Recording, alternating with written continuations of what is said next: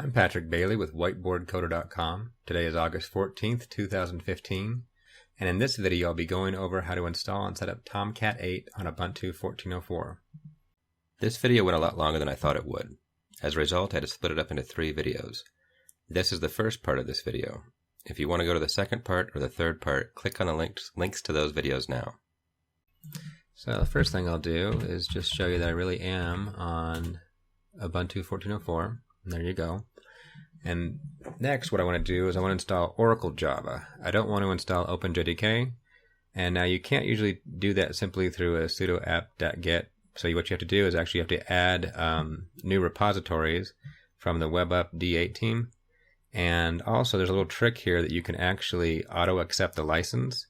So what I'm going to do the commands here in a row, but actually you can take these commands I'm going to run, put them in a script somehow, and you can run them in a non-interactive way so that it would install Oracle Java 8 and accept the Oracle license at the same time. Okay, so I'm going to have to do a little bit of cutting and pasting in here because there's probably a little chance of me typing this all in correctly the first time. I need to make this a little wider here so we can read it.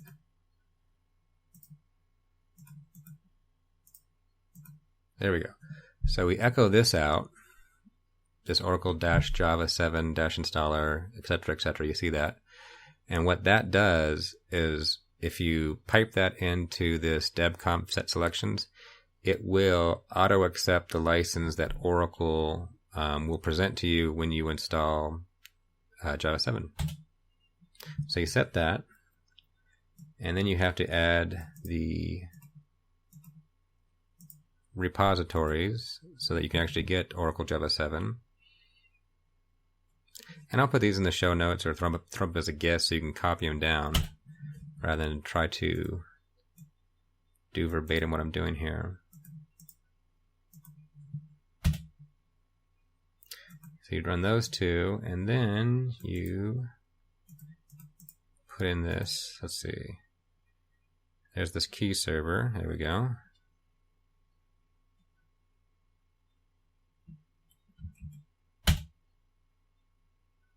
And looks good.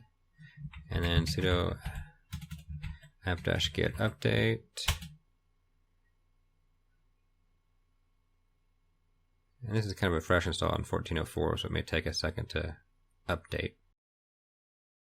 There we go. So now we can do, we need to install Java. Sudo apt-get -y, so you answer yes to the install. Oh, man, what was that? Install Oracle Java 7-installer. And hit enter. And this should automatically install Oracle Java 7. And answer yes to any of the licensing agreements. Yep. And there we go. It should be downloaded and set up. So now if I go java-version to check, there we go. I got 1.7 installed and it is set up right. Okay, but how can you really tell this is Oracle Java? One way to do that, you do which Java, ls, and then you see where this is actually linking to, which is linking to that guy.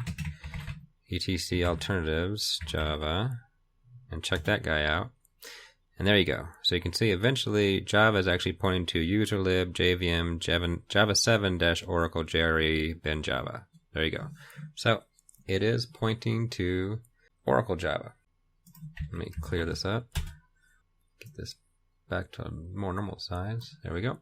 Now where should we put Tomcat? Now, there's a couple places you can put it. One good place for referencing where you should put things in Unix. I found this website, pathname.com, FHS well, you can read it. And this kind of gives you some historical things and where typically you should stick things. So if you look down here, their recommendation, if you probably read this, should be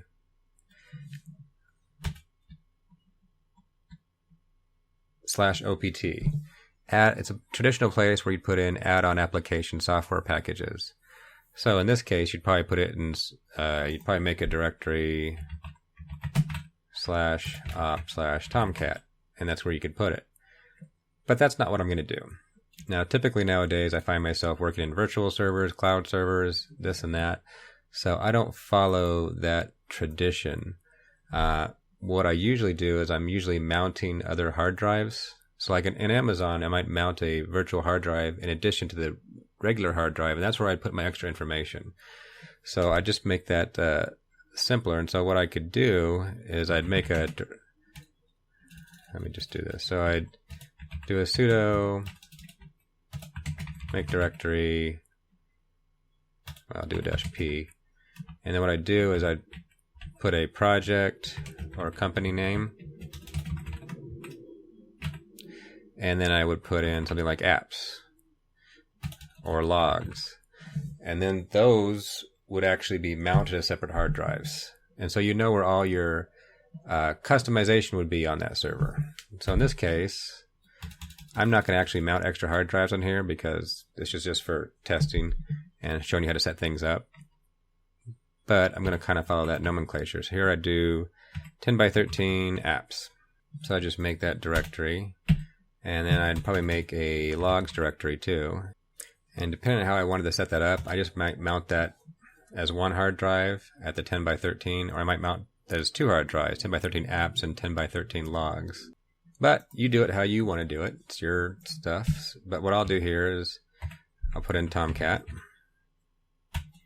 That'll be the Tomcat folder.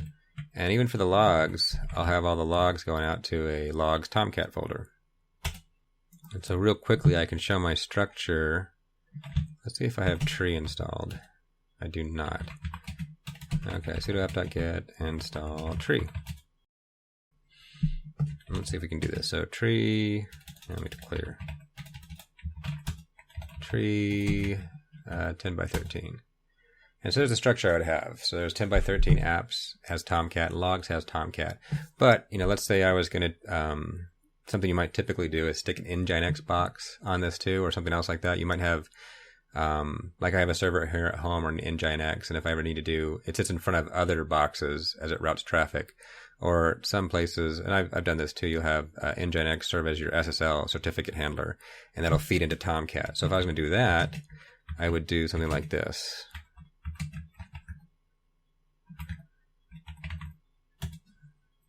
And logs. And let's do tree again. And let's go to the top. There we go. So you can see all the apps would be there, all the logs would be there. And those are what you would custom put on this box. The main stuff on the box, I would leave it where it belongs. I wouldn't mess with the normal var logs or anything like that. But for things that make this box unique, I think that's a good thing to do. You can mount it like another hard drive. Anyway, that's my opinion. Okay, so just for clean things up, I'll go remove 10 by 13 apps. I'll just remove the Nginx stuff. Oh.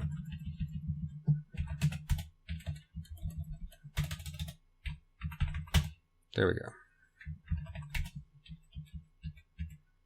Looking good.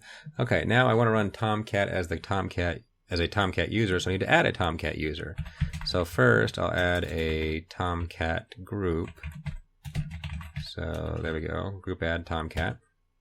And then I'll add the user. So user add -s bin bash Tomcat. And I'll make their home directory the Tomcat. Oh, you know what? I did this wrong.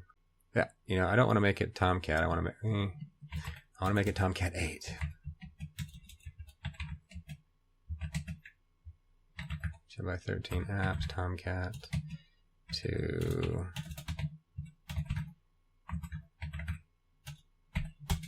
Big move, I know. But the next poor guy who comes in here realizes you're running Tomcat 8, I guess, so. Alright. Okay, better. Okay, so I've added my group to Tomcat. Sorry, I've added my... Let's just start this all over again. So we need a Tomcat user. and that user needs a Tomcat group, so we'll make the Tomcat group. Okay, it already exists, we've already done that. And then I want to add my Tomcat user. Give them the bash script, give them the group Tomcat, and then set their home directory, and I'll set their home directory to be the apps Tomcat. And then, oh, ugh. It's getting hard to read there. Okay, so sudo, let me try it again. Sudo user add -s bin bash -g Tomcat. Start a new line there. So it's got the group Tomcat, and then we want to set the home directory, which will set apps Tomcat 8, and then the username is Tomcat. There we go. We've added our user. Now we need to download Tomcat. So you can go to tomcat.apache.org/download-80.cgi, and this should be Tomcat 8 downloads. And then what we want to do is go down here. We want the tar.gz file. Let's see, that should core, yeah. So right click on that guy and copy the link address. And then what we want to do is come over here, and I'll go to my home directory, and I'll do a wget and paste that guy in, which looks really ugly. Okay, make this bigger. Wget, wget, and you're gonna fit. There we go. Paste it in. Now that could change. That's why you probably want to right click on that and get the actual download location, because it could move. Well, no, they're mirrors, so it's gonna probably be different all the time. Okay, so download. Okay, that was pretty fast. Okay, now we want to untar it. So we go sudo tar.xvzf, right? Yeah. Apache Tomcat. And then here, -c, tell it what location you want to untar it to. And I'm going to show you something here. If this is all I do, and I'll let it do it here, what that did is it actually untarred it into the Tomcat 8 folder, but it had its own subfolder there. So now I have this Apache-Tomcat folder, so which is a pain in the butt. So I could go there and go in there and move the files, but a better way to do that is this, which I'll show you here in a second. Remove that. Okay. So what you can do, so here's the tar command, but what you can do is you can add one more thing to it. And I'll have to start another line here so you can actually read it. --strip -components. If I can spell right. Equals 1. And what that's going to do is it's going to strip out the first folder there, or actually the first level of folders. If there's other folders there too, it'll strip them out, right? I may be saying that wrong. But in this case, there's only one folder. It's going to strip it out, and it's going to put it in that directory so that it accomplishes what we want. So now, if I do that, we get our Tomcat looking like we want to in the location we want to. All right. Now, I need to change my permissions because I want that's owned by a root right now. So chain own -r Tomcat. And I'll just do the whole 10 by 13 because everything in there right now is Tomcat anyway. So hit that, and that should go through recursively through all the files and folder and make Tomcat, the Tomcat user and the Tomcat group, the owner of all that stuff. And they are. Now, next thing, I need to create a startup script. Get rid of that guy. Okay, and that's a little more fun. So there's a few pieces of information we need. First of all, we need to know the location. We need to set Java home. So we need to know the location of that. So I will move this out here. So you can go, well, I did this before. You know, you witch Java, and you get the, oh, helps to be on the right box. About there, there we go. We need the location of Java. So there's which Java, and same thing I did before. Java, and so now we know the location there. So Java home is actually going to equal, and I'm just doing this for reference so I can refer to it later. I'm actually going to put this in the script itself. So Java home should be user lib JVM Java Oracle JRE bin Java. That should be our Java home. And then I want to create my own script. So let me CLI init.d and I'll call it Tomcat 8. Now before I go into this, I want to show a few other Tomcat and init scripts that I referenced. I mean, I've got my own I've used before, but I did a little more research. And so I went and looked on GitHub Gist. And speaking of Gist, the other day I was looking at this, and for the longest time, I read Gist as Gist, G-ist, until I finally realized it's using Gist. Like, you get the gist of this? Because that makes perfect sense. Before I was like, Gist, that is a dumb name for what this is. But Gist, you get the gist of the code, makes perfect sense. I felt kind of dumb for mispronouncing it for like a year. Ugh. Anyway, so here's some people here. So there's Velatos, I referenced his, and you can see the URL there. I referenced Rodolfo42, and you can see his URL there. I also referenced Augerman, and you can see the URL there. You can probably go into the Gist repository and do a search, and you can probably find these guys pretty quick by just searching for Tomcat or init.d Tomcat. And they have some good ideas. I incorporated some of them and kind of fixed up the way I used to do it. So anyway, go check some more of those out because you may not like the way that I do it. Okay, so let's start coding here.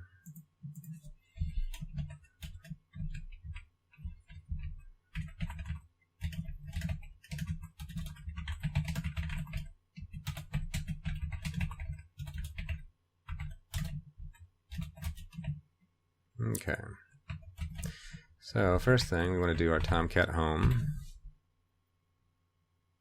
which is going to be 10 by 13 apps Tomcat 8, and then log home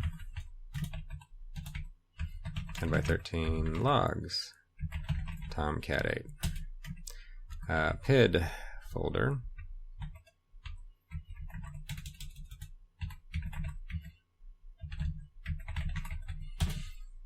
in var run Tomcat 8. Now, I did a little research on this because I saw some people doing this in some of these scripts, and I was kind of misunderstanding this for a little bit. Now, var run is a great place to put these PID files because, and I may be saying this kind of wrong, it's not a temp file, but this folder does get updated programmatically on a reboot. So if I put a PID file in there, a Tomcat PID file, the next time the machine boots, that PID file will go away, which is perfect because when the machine reboots, Tomcat is not running anyway until the startup script is run, and then a new PID file will be put in there. So that idea that if you don't delete a PID file, it should be deleted automatically on a reboot. So that's a good place to put it, right?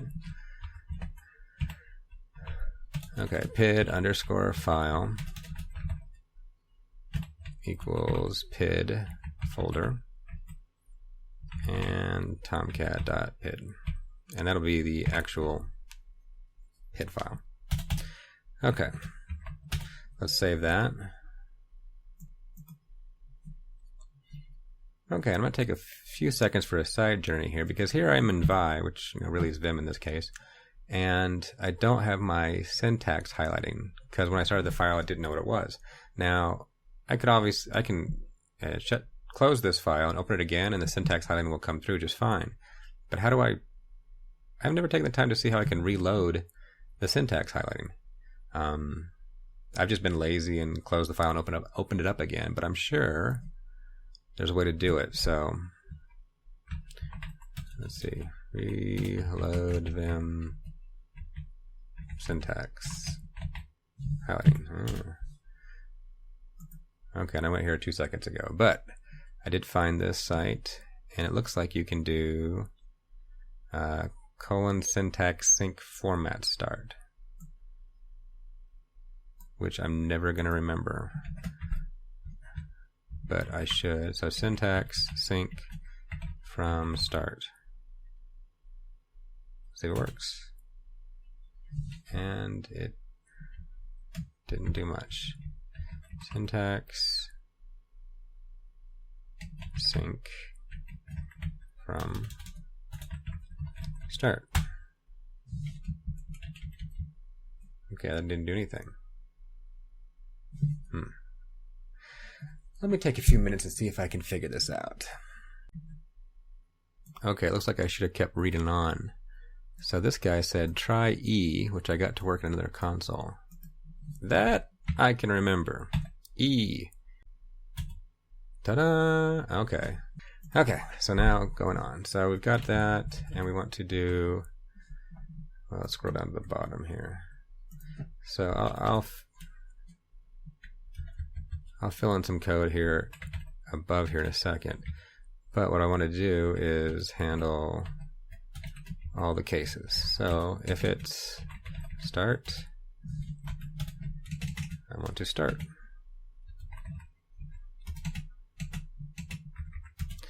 And stop, I want to stop. I'll make those functions here in a second. Restart, of course stop, and then start. And version, which is pretty cool. What you want to do with version, you can actually get the list. You can list the version of Tomcat, and it lists the version of Java while it's at it too. So that's the file it references. And then I do return value. And what that does is whatever exit code this gets back, you can get that with $? And if it's a exit code 0, you can do something with it. So you can get the last exit code, the exit code from the last command that was run. There we go. Which I can use later just in case. And open a catch-all.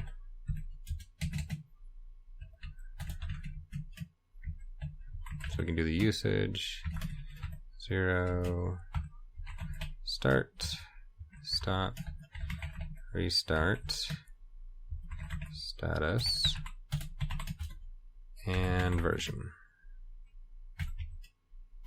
And I'll put I think I already put a gist up for this, and if not, I'll put one up and link it in the show notes, because this can be a pain to copy all this stuff, right?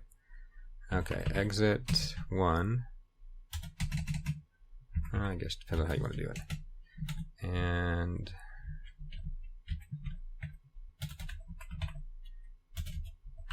exit, and we'll do that.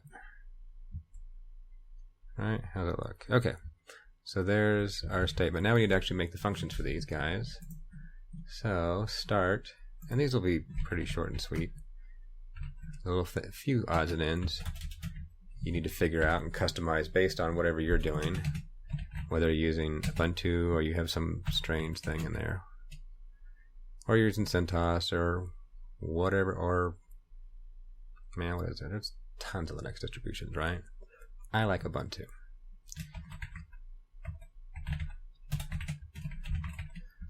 And you want to check.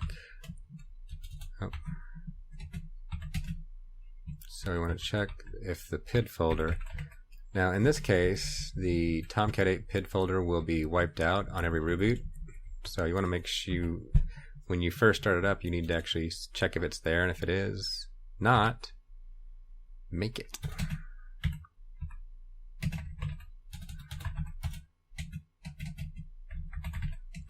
Directory PID folder. and then change the owner, because often you'll be running this script as root. So you want to make sure that this PID folder is owned by Tomcat. And then switch user. And I've been using this command now, which is kind of fun, because really what I want to do is I want to run things as Tomcat. So I've been using this command a lot. So switch user dash space Tomcat. So now I've switched to the Tomcat user. And then dash C. Now as the Tomcat user, run this command, which is kind of fun.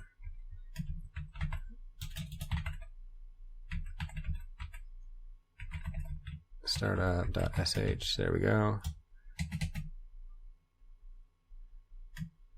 And then return value equals star question mark. Oh, it looks like I got some notes on this. This will be in the show notes too, but I've got a URL that's worthwhile to look at. If you go to this URL, this is explaining that return value. So there it is. $! question mark expands the exit status. And there's other interesting things that you can get. You know, we're used to getting 1 and 2, but you always kind of forget about 0. And there's some other interesting information here. So there's the URL. Okay, so there is our start. And then stop. Let's see, echo -n, stopping Tomcat. Switch user dash Tomcat dash C. And Tomcat home bin shutdown sh dash force, and same thing, get the return value equals star, there you go, my star, $! question mark, there we go. And then status, we say if, okay, if there's a file,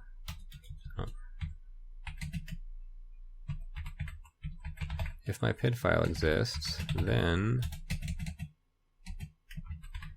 PID equals cat PID file. Just retrieve the actual PID number. Tomcat is running process ID PID. There we go. And then else echo Tomcat is not running. There we go. And I think that should do it. So we get our start, our stop, the restart, the version. Okay, looks right. So I'll save that. Okay, so now I just need to add the service. So I can do sudo change mod. Well, make sure it's executable. Okay, there we go. And then I need to add it so that it will start when the computer starts up and stop when I reboot or shut down. And so a simple way to do that is to use the update-rc-d command, Tomcat 8, and use defaults. And if we do that, what it'll do is it'll update all the commands in the run levels. And that's typically what you're going to want. You know, if you want to tweak it, you can tweak it, but that's fine for now.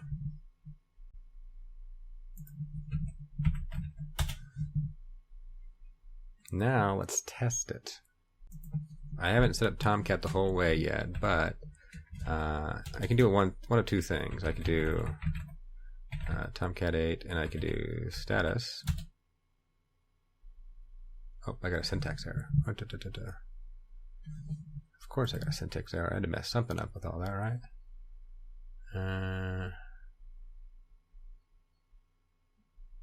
29.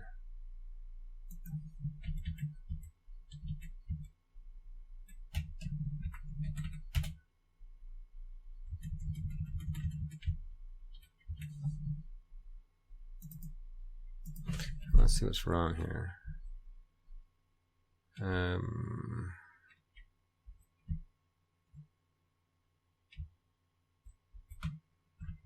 guess I should exit here too, so I don't have that return value. But that looks okay. I'm not seeing the forest for the trees right now, so I'll just comment. Wow.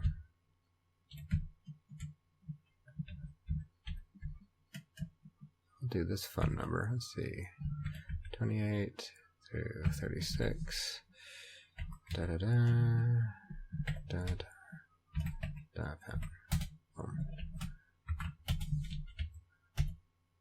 57. There we go. Oh, that looks like it. There's my real culprit.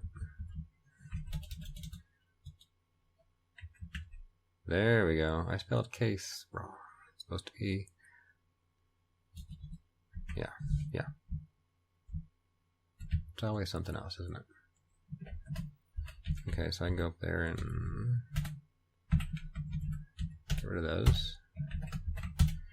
Okay. Status. Syntax error. Okay. Still doesn't like me.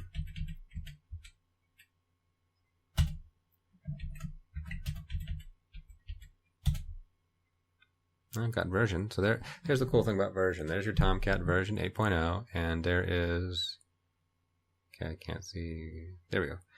There's our Java 1.7, and there you go, JVM vendor, Oracle Corporation. Perfect. And if I do start, is it going to start?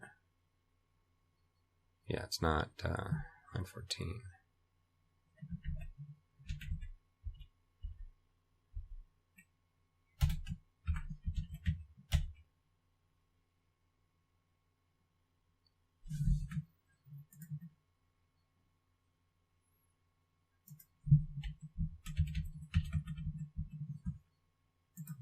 I think I need a space there, don't I?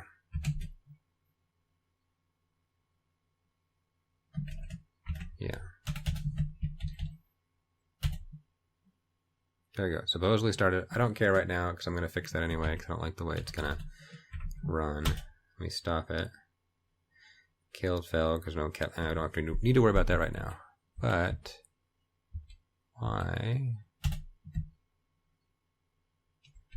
why is my status not working?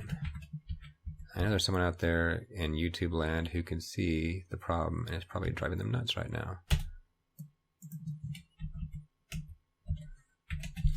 Missing a space, huh? There we go. Let me try that. There we go. Hooray. So start and stop need to be set up, but they're kind of working. Restart, of course, would work. To the level it's start and stop are working. Status is working. Version's working. So I think we need, okay, good. So I'll put that up on Gist. I just said it again. Gist. I'll put it up on Gist as a gist on GitHub. To go to the second part of this video, click the link here. Thanks for watching. I hope this video was useful to you. If it was, please give it a like. To subscribe, just click the subscribe button. Also, you can follow me on Twitter under the handle @whiteboardcoder. View any code I may have put up as a gist on GitHub under the username PatmanDenver, or check out my blog at whiteboardcoder.com.